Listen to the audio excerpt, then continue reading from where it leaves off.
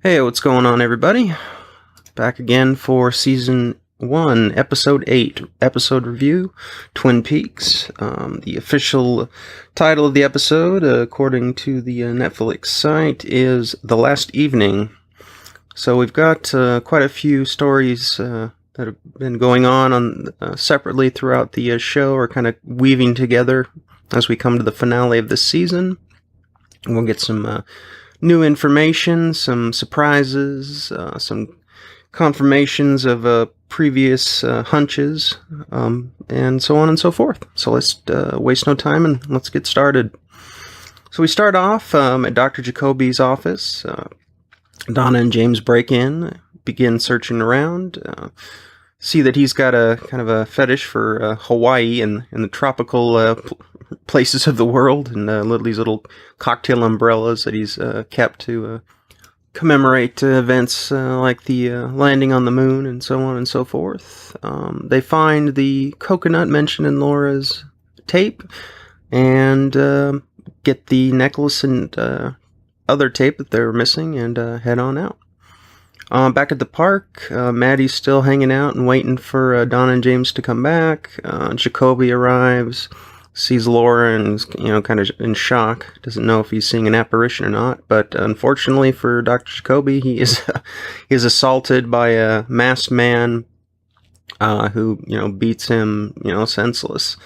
And remember, this, like I said, this masked man. Remember when Leo was meeting up with Bobby and Mike out in the woods, and there was a guy hiding behind a tree, looking at them, and they looked over and saw him, and Leo mentioned it, as if it was no big thing. But is this the same guy? Like I said, it's hard to tell. Well, eventually we're going to find out. We'll pretty much know who it is, but like I said, in some ways it doesn't make all that much sense if it is the same person. But anyway, we'll keep that for later. Interesting transition shot from Dr. Jacoby's eye to the roulette wheel spinning at One Eye Jack's. Ed's not having any luck tonight, but on the other hand, Dale seems to be incredibly lucky. Hitting a 21 in blackjack with 8 cards, it's not too easy to do. Dale passes over the damaged poker tip to Jacques, says he's a friend of Leo. Of course, Jacques, who's Leo? Then we see Audrey comes out in her new outfit that she's been fitted for the brothel, and sees Dale on the CCTV monitor. So she's aware that he is there. So that may or may not help her out. We'll have to see. She's told by Blackie that the owner is coming to pay a visit tonight. Wonder who that could be. Dale and Jacques have a conversation over a few drinks. Dale brings up the night that Laura was killed by mimicking Waldo's voice, saying Laura, and Jacques tries to make a break for it. Dale calms him down, of course. Convinces Jacques that he is, in fact, the Mr., big spender, big bankrolling the entire drug operation that Leo's been doing with the Renault brothers. Dale asks Jacques if he knows who's been distributing stateside. Jacques mentions that it's some kid, but I'm assuming that is probably Bobby.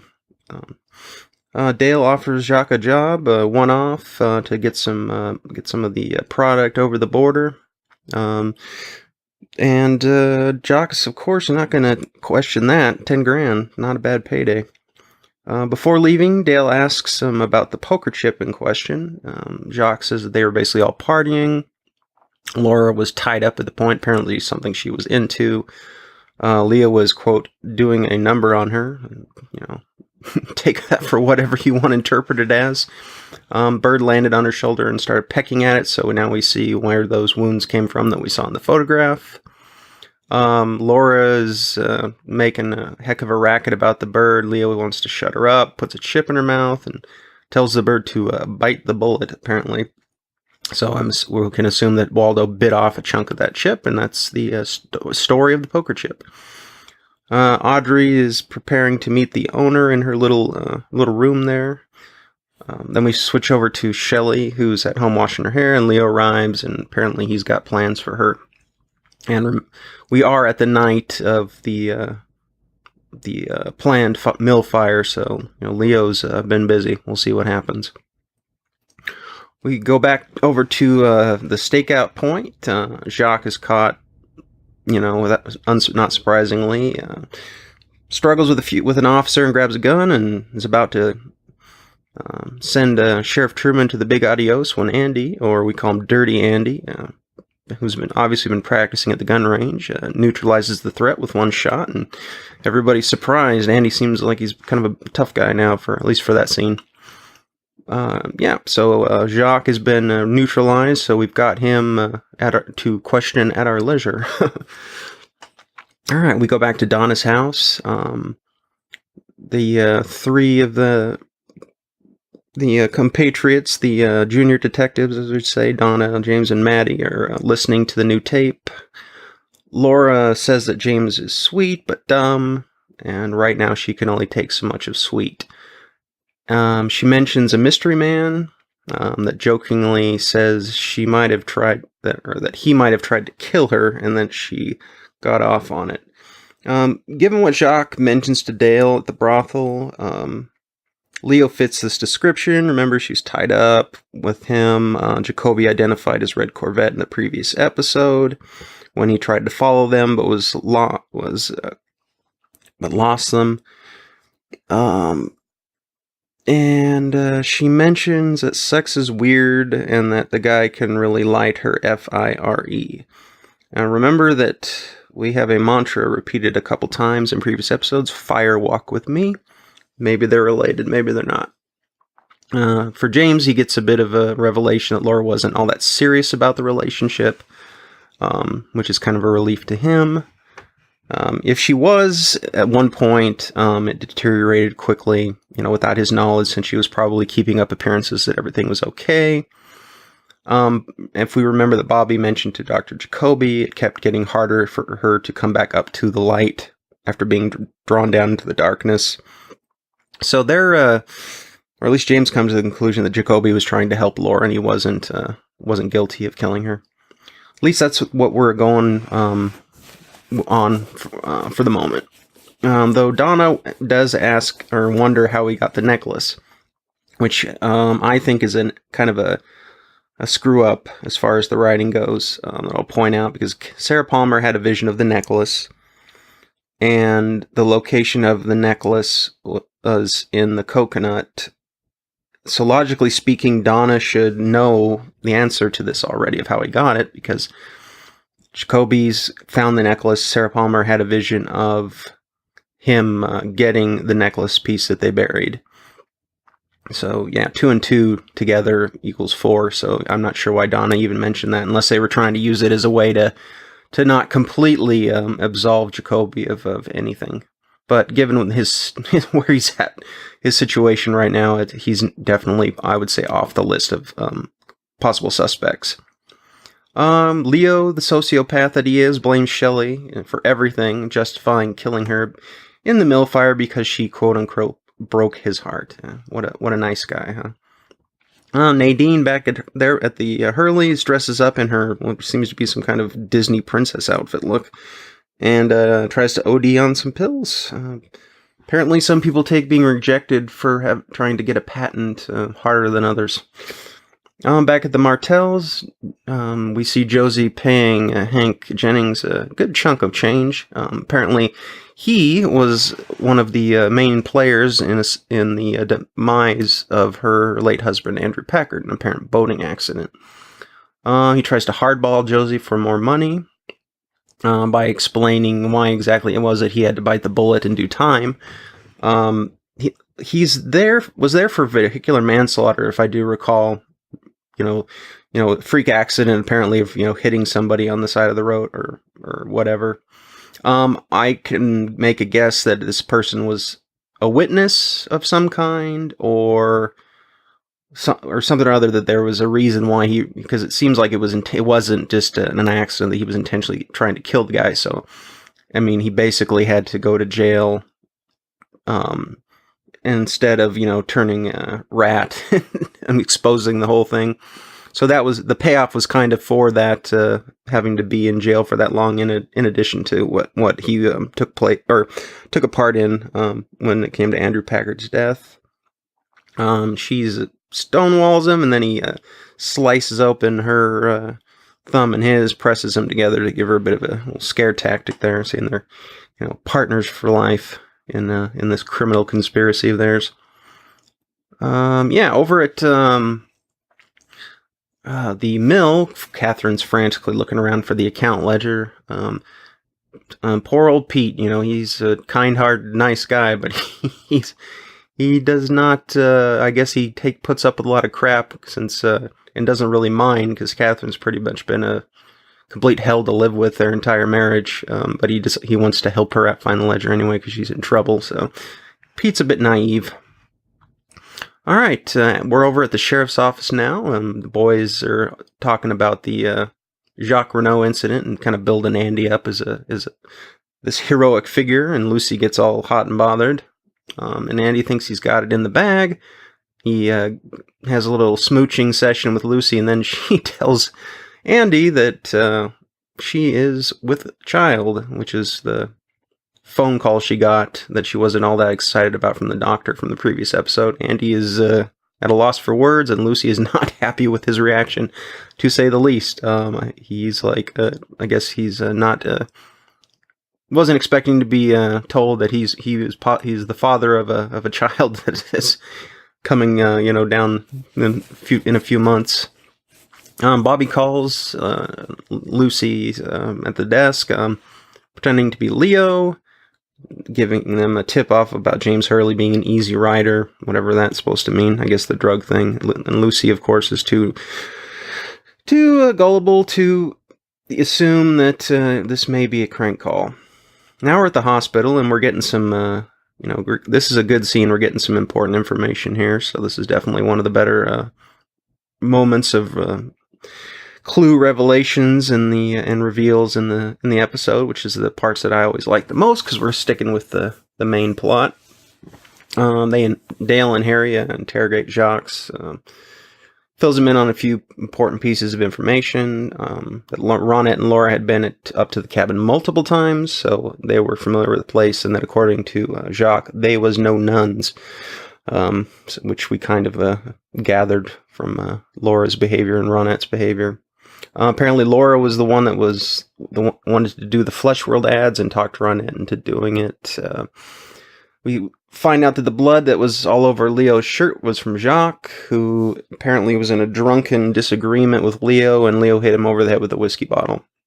So that's where that blood came from. It wasn't, one of the girls having been, stabbed or whatever. It was those knuckleheads, fighting. Jacques says he got sick, walked outside of the cabin, and then passed out. Woke up sometime later, and the girls and Leo were no longer there. He was asked about the train car, doesn't know anything about it. Harry's conclusion is that Leo took the two girls to the train car by himself, as Leo's Corvette was nowhere to be seen when Jacques passed by that spot where Leo had parked it. And Dale believes Jacques is telling the truth in his account of the events, because he's too stupid to lie. So Leo, the evidence is becoming more damning as we go. Dr. Jacoby apparently suffered a heart attack after being jumped by the masked stranger. So he was only partially sent to the hospital by being attacked. He said something rather odd that they overheard, that some of the people overheard that brought him in, that he saw Laura Palmer standing by a gazebo in Easter Park. So I wonder what that's all about. Catherine and Pete are scouring the bookshelves over at the Martell's place when she gets a call from Hank Jennings saying that they have the ledger at the mill, and they'll talk terms at a later date. At the Double R, Hank and Norma have a civilian conversation. Pretty much nothing gleaned there. Ed comes home and finds Nadine out cold from the pills, so another kind of non-scene. All right, and finally, we get to see Washington State rainfall. I haven't seen that too much. Twin Peaks has had not a whole lot of rain, believe me, especially this time of year. It's raining like crazy. It's probably raining right now. Lucy relays the message from Leo and says she heard the clock at Easter Park. And remember this, and of course this is a false tip that leads to the shift of surveillance from Leo's house to Easter Park, which could, if Bobby's little ruse had not happened, things may have turned out very different. So all these little events, all these little schemes that are going on are throwing kind of everything into chaos. When they're almost there, it's like there's something happens that kind of causes everything to slip from the fingers of the investigators and those unbeknownst to them. But it helps to keep the story going. So that's a good purpose for it to serve. James shows up, talks to Dale. Leland arrives, anxious to find out if they finally caught his daughter's killer. I mean, apparently, through the grapevine that somebody was apprehended. I'm not sure how he found out. And they tell him, basically, there's nothing he can do now. But Leo is going to go to the hospital to pay Jacques a visit, it looks like. James drops off the tape and mentions Leo's Corvette to Dale, hoping it'll help with the investigation. James now realizes that from Dale's mention that their charade caused Dr. Jacoby to end up in the hospital. Dale shows the cocaine that Harry went to look for while Dale was talking to him in private in the gas tank of his bike, and Dale has run out of patience with James, to say the least. The Ghostwood contracts are signed over at One-Eye Jack's.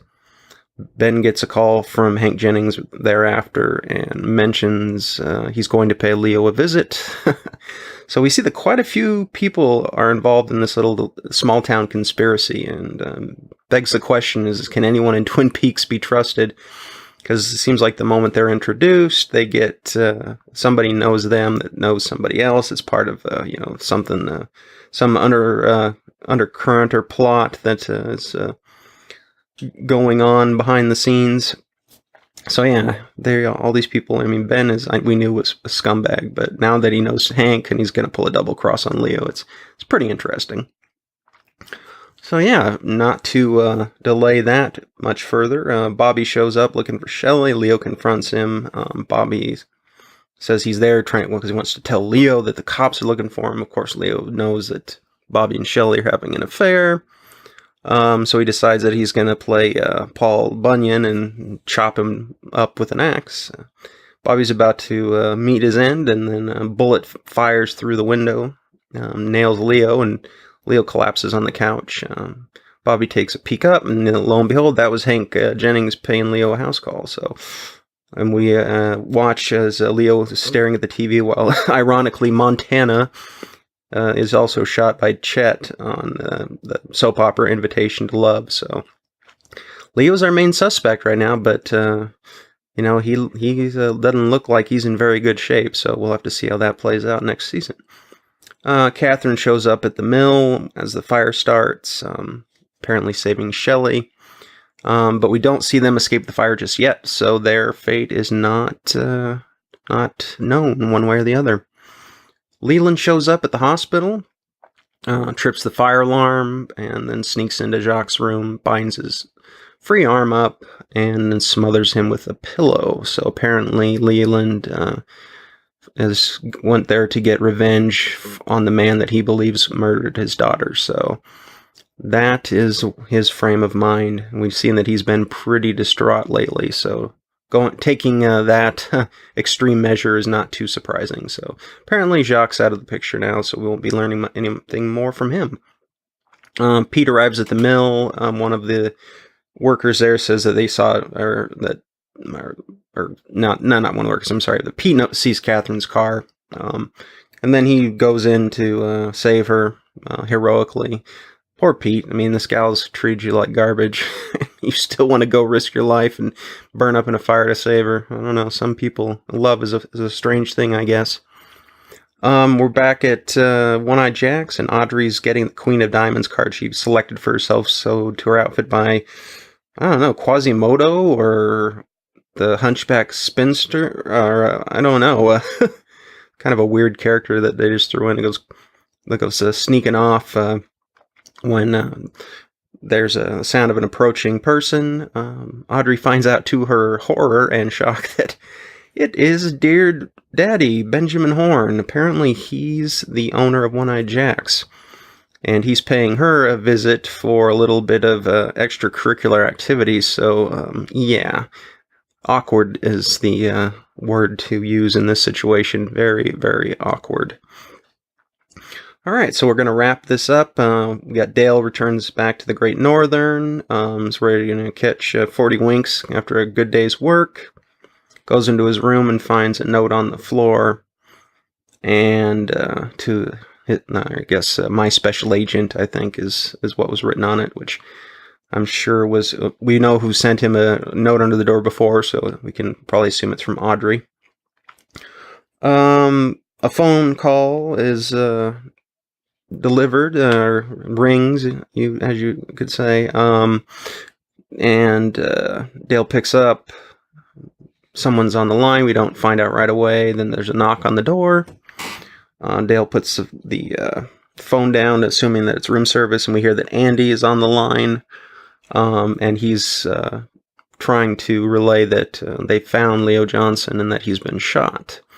So that is a bit of important information because, Leo has been neutralized, and it is something they probably would have wanted to hear then compared to the following day. But anyway, Dale opens up the door to his room, expecting it to be room service, and gets 3 point-blank rounds fired into his chest by someone in a black outfit, gloves, and so on and so forth, that we don't get to see their face, and then the screen fades to black.